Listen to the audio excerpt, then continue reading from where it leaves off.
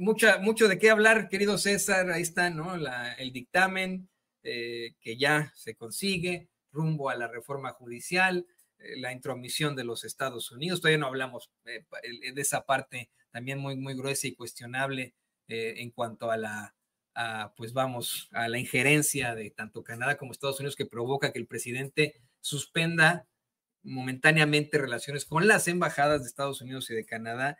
Y otra cosa que te quería comentar, César, también aportándole un poco a esto, lo que comparte por ahí el corresponsal del periódico La Opinión, Jesús García, de cómo es que la Comisión de Relaciones Exteriores del Senado de los Estados Unidos, liderada por el demócrata Cardin, el senador Cardin, y en un comunicado, Ben Cardin con el senador Tim Kaine y el republicano Marco Rubio, por supuesto, ¿no? Marco Rubio, se mandaron un comunicado para criticar la reforma judicial en México. Ahora bien, quiero dejarlo muy claro, estos son solamente 3 legisladores, no es que el Congreso de los Estados Unidos haya puesto de acuerdo para hacer una determinación en contra de la reforma judicial de México. Son 3 legisladores. Nos vayamos con la finta.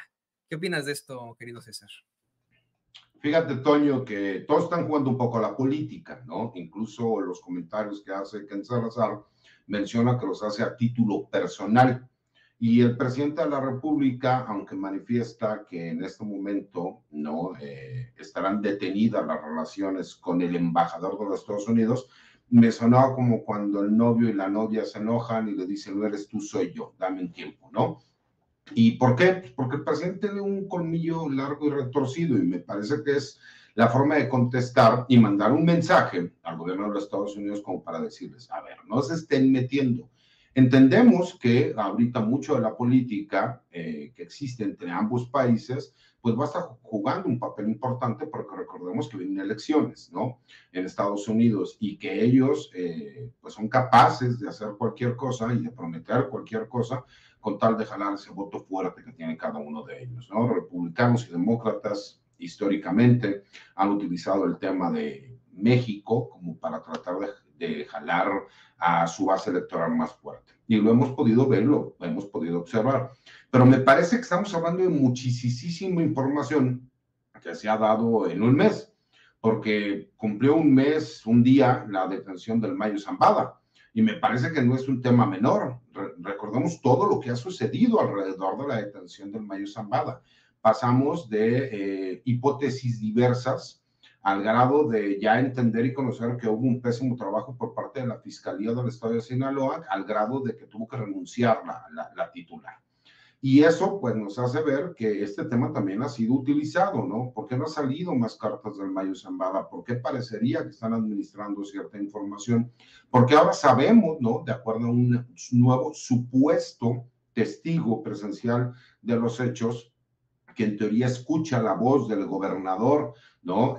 Cuando me parece que ahí la Fiscalía General de la República ya hubiera podido obtener la información, porque si bien es cierto, el gobernador viajó a los Estados Unidos en un avión particular, pues por supuesto que tuvo que hacer los trámites necesarios y forzosos que todas las personas tienen que hacer, obviamente pues, con la parte de aduanas del gobierno de los Estados Unidos, lo cual podría demostrar que él no se encontraba, como él lo señala y en teoría lo demuestra, en ese momento en que supuestamente escuchan su voz.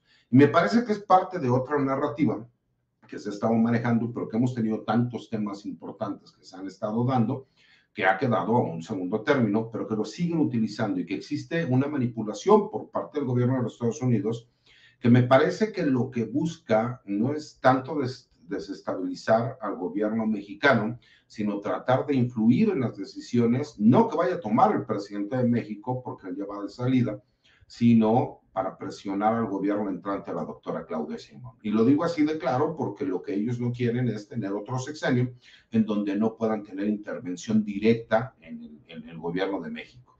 Porque recordemos que la intervención no solamente se da en cuanto al trabajo coordinado con las agencias de seguridad de los Estados Unidos, tiene que ver con muchos de estos hechos que terminan influyendo obviamente incluso en la parte comercial entre México y los Estados Unidos. No es tema menor que México es el principal socio comercial de los Estados Unidos, así como el principal socio comercial de México son los Estados Unidos. y que en ese intercambio que existen todos los días, estamos hablando de miles de millones de dólares, que obviamente, pues por estos negocios que existen entre ambos países, benefician a empresarios de diversos lugares de la República Mexicana y de los Estados Unidos. Y me parece que ese punto de injerencia lo están tratando de buscar porque dicen, no podemos darnos la oportunidad de que suceda lo mismo que sucedió con el presidente López Obrador, quien, pues obviamente con una forma política correcta, dice, las relaciones van a continuar. Lo que dejamos en suspenso es la relación con los embajadores, porque dice el embajador de los Estados Unidos con Ken Salazar, y la pregunta expresa uno de los reporteros dice que también con el embajador de Canadá. La realidad es que la relación comercial que México tiene con Canadá no es tan importante como la que tenemos con Estados Unidos, pero no deja de ser un tema menor. ¿Por qué? Porque parecería excepción de acuerdo para contestar y hacer un extrañamiento en el sentido de la reforma judicial. Ahora entrando al tema de la reforma judicial, me parece que aquí el tema importante es, el mismo Poder Judicial entiende que es forzoso una reforma. Lo que pasa es que no están de acuerdo en que esta reforma sea con la elección, ¿no? Del voto libre, directo, universal, ¿no? De la sociedad mexicana, porque ellos consideran que se necesitan capacidades técnico-jurídicas para poder ser juez o magistrado. Y en esa parte puede que tengan razón, pero también la misma reforma nos habla que aquellas personas que sean electas, juzgadores, jueces o magistrados, pues van a tener un periodo en donde se van a preparar para que se pueda llevar a cabo. La realidad es que hablan de una carrera dentro del Poder Judicial que sí existe, pero no es como tal una carrera judicial, porque también se ha dado el caso de personajes que no cumplen con el requisito de ser actuarios y secretarios de acuerdos para poder ir a un examen de oposición. ¿Y qué es lo que pasa con el examen de oposición? La mayoría de los personajes que van a un examen de oposición pasan el examen. El problema es que las vacantes que existen, pues obviamente no alcanzan para todos, y ahí es donde sí viene el nepotismo, donde los familiares de los magistrados, de los ministros, de los jueces, los consentidos, los amigos o los que forman parte de ese grupo, son los que terminan obteniendo esos puestos. No es en todos los casos, pero sí en la gran mayoría. Ahora bien, ¿qué es la parte que preocupa aquí? ¿No? Como pudimos ver y tratar siempre de explicarle a la gente con palabras muchísimo más decentes y sencillas, no como hablamos los abogados, que parecería que a veces terminamos confundiendo más a la gente. La Comisión de Puntos Constitucionales de la Cámara de Diputados, ¿no? Que es la Cámara de Origen, recibe, ¿no? la propuesta de reforma, que nosotros conocemos como Plan C, para la reforma al Poder Judicial. Y el día de ayer, en una discusión de más de 12 horas, analizaron cada uno de los puntos y observaciones que se señalaron y se dio entrada a esta propuesta. Y como bien lo señaló Pepe, hubo por ahí incluso algunas solicitudes para que se pudieran incorporar, ¿no? A esta propuesta, como los famosos jueces sin rostro. Y tenemos un problema, ¿no? Porque si bien es cierto, la idea se me hace buena, sería inconvencional, porque la Corte Interamericana de los Derechos Humanos ya señaló en los diferentes preceptos. Muchas personas señalan que esta iniciativa se toma por lo que se llamó en su momento en Colombia, pero yo tengo el antecedente de que se empezó a llevar en Italia cuando querían desarticular a la mafia, ¿no? Y que obviamente a lo mejor en Italia sí tuvo buenos resultados, también se implementó en Brasil, se implementó en Perú, se implementó en Colombia, ¿no? Pero obviamente la Corte Interamericana, al señalar que era inconvencional, de acuerdo a los tratados internacionales, le daría poca posibilidad a México de que se pudiera llevar a cabo, porque además habría otros artículos de la Constitución mexicana que se tendrían que reformar también, y por eso se suma a esta propuesta. ¿Por qué digo que es una propuesta buena? Pues porque obviamente nosotros hemos visto que muchas veces se termina absolviendo o ni siquiera vinculando a proceso a miembros de la delincuencia organizada, y que por lo general el señalamiento que se hace es que hubo una mala integración por parte de alguna de las fiscalías, por lo general Fiscalía General de la República, es donde se hace el señalamiento, o que no pudieron comprobar, ¿no? Que los hechos se hayan llevado a cabo, como lo menciona el la gente del Ministerio Público, o porque hubo corrupción. Pero también existe la otra posibilidad de que pudieran haber amenazado a alguno de los juzgadores y que a lo mejor no existe un mecanismo para protegerlos. Y esto, en teoría, lo que nos daría la oportunidad es que estos jueces no tuvieran temor o miedo a las represalias, que estos grupos de delincuencia organizada pudieran llevar en contra de su familia, en contra de su persona, la integridad física, etc. El problema es que nuestra misma Constitución te señala que tienes que conocer las personas que te acusan, por qué te acusan, quién te va a juzgar, cómo te va a juzgar. Y hacían un señalamiento a los compañeros que es muy cierto. Nosotros, desafortunadamente, en México adoptamos un sistema jurídico penal que nos obligaron de forma internacional a adoptar un sistema del common law, ¿no? De los países anglosajones, en específico del gobierno de Estados Unidos. Y lo trajimos a México. El problema es, este sistema lo que busca es priorizar la justicia sobre la legalidad. ¿Por qué es así? Porque utilizan a un jurado popular de comunes, ¿no? Como lo dijeron en Inglaterra, sino de gente común, que es igual que cualquier ciudadano que no tiene conocimientos de derecho. Para eso está el juez, para que él, las reglas que tienen que aplicar, sea quien esté verificando que se lleven de acuerdo a los procedimientos legales y que ya están establecidos con anterioridad. Y lo que busca es que este grupo de ciudadanos determinen de forma unánime si una persona es culpable o no es culpable, o si es inocente. Así es como se maneja. ¿Qué fue lo que pasó en México cuando trajimos este sistema a nuestro país? Obviamente le quitamos el jurado. Cuando nosotros le quitamos el jurado, pues entonces ya le quitamos la mitad de lo que el sistema estaba buscando, que era que se aplicara la justicia sobre la legalidad. Y terminamos dejando un sistema legaloide en donde la legalidad está por encima de la justicia. Porque no importa que a lo mejor lo que una persona haya realizado pudiese tener una justificación de justicia, si la ley lo contempla como un delito, pues va a terminar siendo condenado. O viceversa, ¿no? Si lo que hizo la persona, nosotros consideramos que fue un delito, que fue injusto, que no había una justificación, pero la ley lo maneja así, pues obviamente esta persona será absuelta. Entonces, ese es el grave problema que tuvimos con este sistema, y es el grave problema que también hemos tenido, que hay muchos tratados internacionales que chocan con lo que dice nuestra Constitución. Y por lo mismo tiene que haber únicamente criterios que establezcan en qué casos los tratados internacionales choquen con la Constitución. Y obviamente la Constitución, ¿no?, al ser la reina de las leyes en nuestro país, se ha tomado en cuenta sobre los tratados internacionales, porque el problema es que ahorita están al mismo nivel, ¿no?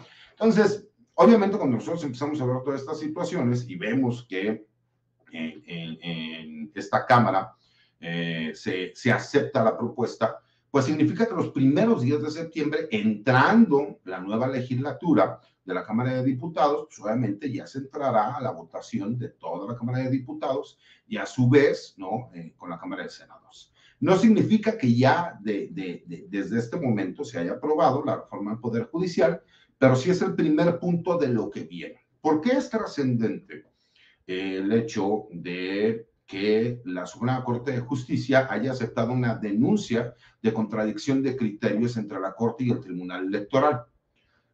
Mucha gente dice que no debió haberlo aceptado, y si es una facultad de la Corte el que lo acepte, todo tiene que ver en cuanto a la resolución. ¿Y por qué yo digo que aquí estamos hablando de un lawfare o de un golpe de Estado técnico, una famosa guerra jurídica? Porque ellos están tratando por medio de una chicanada legal, a mi consideración, porque hay que recordar algo, son criterios completamente distintos.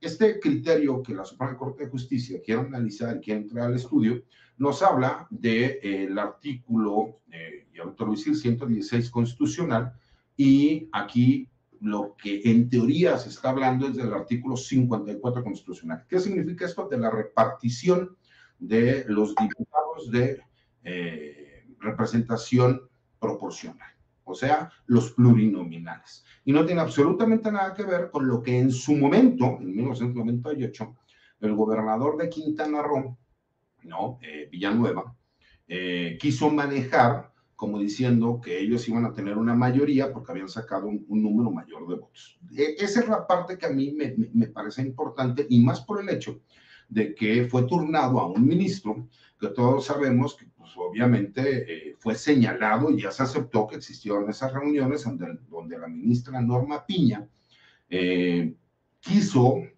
que los magistrados del Tribunal Electoral pues fueran presionados, invita a Alejandro Moreno, al presidente del PRI, y que fue en la casa de un ministro, que es este ministro, que es Juan Luis González Alcántara, quien pues se prestó para que se pudiera llevar a cabo esta reunión. Entonces, para mi consideración, pues existe, por supuesto, por ahí un impedimento legal, porque hay un claro conflicto de intereses. En pocas palabras, lo que está intentando, ¿no? Marco Cortés, quien aparte en mi consideración no tiene legitimidad jurídica para presentar esta denuncia de contradicción de criterios, porque se supone que las partes que intervinieron son quienes tendrían que participar, pero por supuesto, como en la original que se presenta en 1998 se hablaba, ¿no?, del bien común, pues obviamente por ahí querrán darle entrada. Pero con el debido respeto, ¿no?, que me parece lo que está intentando la Suprema Corte de Justicia es ordenarle al Tribunal Electoral del Poder Judicial Federal cómo interpretar la repartición de las diputaciones plurinominales para que no se tenga mayoría por parte de Morena y aliados, que es el PT y el Partido Verde Ecologista. No es un tema menor, me parece que es un tema de una importancia y una relevancia muy grande, porque me parece que incluso se están atreviendo a lo que durante mucho tiempo dijimos que estaban tratando de hacer una guerra jurídica, esta lawfare, y que la gente a lo mejor no lo tomaba muy en serio. Hoy es una realidad y hoy podría suceder. Entonces, por eso no es tema menor también el que los ministros de la Suprema Corte de Justicia hayan suspendido actividades el día de hoy. Me parece que fue más por el reclamo que hubo por parte de los trabajadores del Poder Judicial Federal que van a manifestarse a las instalaciones de la Suprema Corte de Justicia de la Nación, porque recordamos que la Suprema Corte de Justicia no está en paro y los trabajadores del Poder Judicial sí lo están. Entonces, me parece que por ahí fue también una forma de presión en donde se sintieron obligados a poderlo llevar a cabo. ¿Qué nos deja todo esto, mi querido Toño, Paco, Pepe?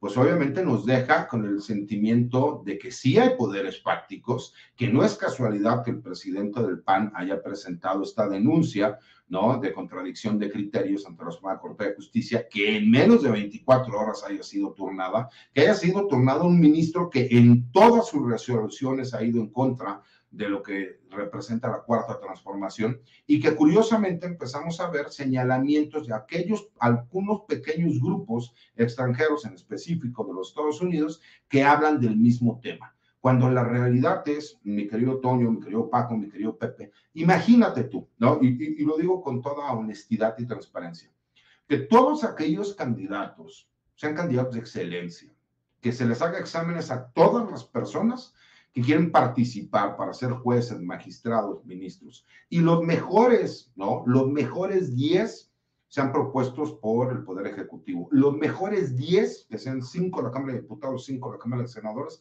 sean propuestos. Y los mejores 10 del Poder Judicial sean propuestos. Entonces, sí, la gente va a votar por la excelencia, y ahí no me podrán decir que no habría capacidad, porque antes tú ya hiciste un escrutinio y hiciste exámenes para saber quiénes tienen la capacidad técnico-jurídica para llevarlo a cabo.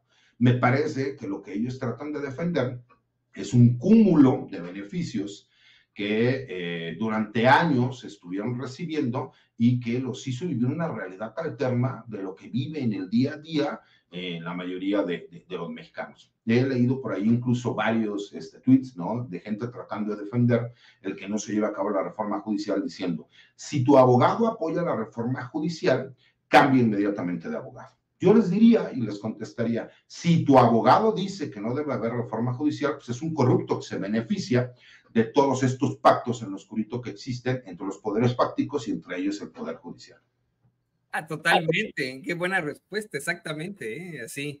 Y no solamente lo he escuchado de ti, querido César, de muchos otros abogados que por supuesto son honestos, como es que más allá de una cuestión política, de un enfrentamiento político, esa reforma judicial es absolutamente necesaria, incluyendo la selección de jueces, magistrados y ministros.